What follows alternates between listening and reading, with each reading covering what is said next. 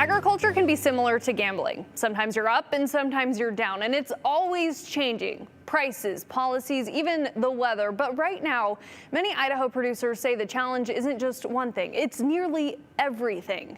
In today's Inside Ag, I sat down with an ag economist who explains the ripple effect of trade uncertainty and now the longest government shutdown on record.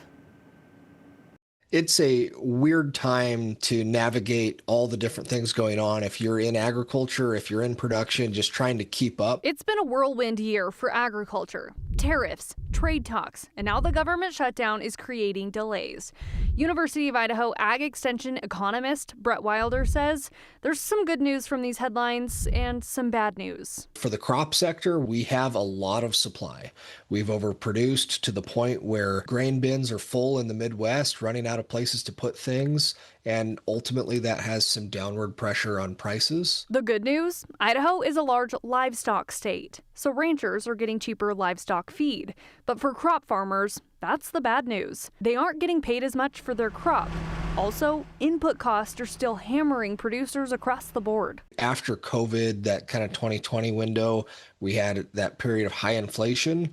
We saw that for basically all input items for all sectors across agriculture, and it's just stayed there. I was just looking at some USDA data for this, and for the U.S. as a whole, it's estimated that in terms of intermediate product expenses, so electricity, fertilizer, pesticides, fuel, the basic things that go into producing a crop, we spent about $240 billion in 2020 as an agriculture industry, and that number's somewhere closer to $325 billion in 2025.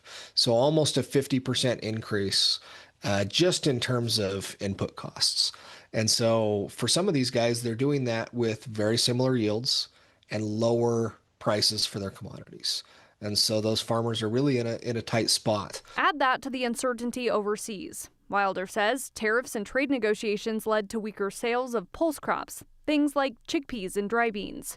And while there's optimism about recent trade deals, there is concern that long-term deals are going to be harder to get done just because of concern of volatility, what that's going to look like. But trade is still happening.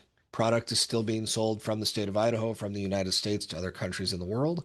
Then there's the government shutdown, the longest in history, creating ripple effects in ways most people don't realize. The big risk is, are people going to stop showing up to work? The headline I see a lot is air traffic controllers.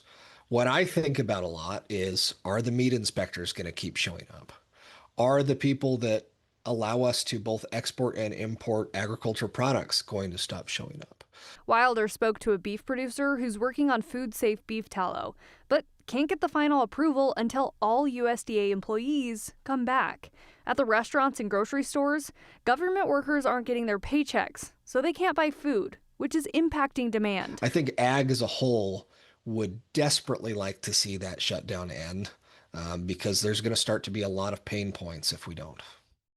Wilder says bankruptcy and delinquency rates are increasing, margins, of course, already thin, and the combination of high costs, trade uncertainty, and the shutdown. It's creating one of the most unpredictable stretches producers have seen in years. And obviously the shutdown, I mean, it's been long, but in the grand scheme of things, hasn't been like several months. Right. But already these people were struggling. And like we talked about during your story, like younger farmers are leaving and this isn't going to keep them in. Exactly. Younger farmers are struggling. The small guys are struggling, right? And they don't have this opportunity to get up. Ranchers ahead right now, but they're finally getting to the point where they feel like they can balance a little bit because they've been down for so long. It's hard to juggle it, farming, producing, whatever you're doing. It's tough for them right now, especially during the holiday season. Yeah, and add this to it. It's just not ideal. All right, Hunter, thank you. Yeah.